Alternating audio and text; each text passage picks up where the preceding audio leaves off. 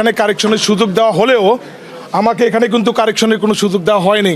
Just শুধু one wording is not enough for whole evidence.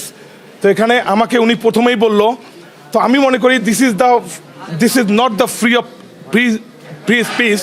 উনি প্রথমেই বলছে যে আপনাকে সুযোগ দেওয়া হবে, কিন্তু আমাকে তো দিল না।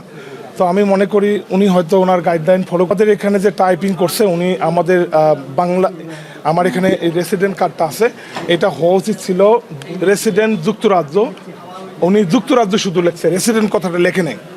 তো এখানে there is a mistake. So যুক্তরাজ্য রেসিডেন্ট হলে ইট ওয়াজ ফাইন। তো এই কারণে আমাদের এটা আপাতত ওরা বাতিল করছে। না, আমি এই মুহূর্তে বলবো না, কারণ আমি এটা বলতে চাচ্ছি না, কারণ আমাদের আরো তো আইনে পদক্ষেপ নিতে হবে। তো আমি বললাম যে আমাদের যে টাইপ করছে, জানেন সব কাজ তো আমরা করতে পারি না, অনেক সময় সই দিয়ে দিই। তো এটা আমি বলবো এটা আমার ইগনোরেন্স, আমার এটা ভুল।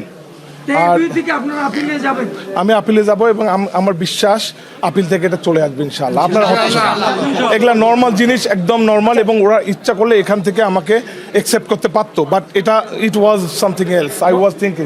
আমি ভোটারদের উদ্দেশ্যে বলবো যে দেখেন, আমরা রংপুর একের মানুষ।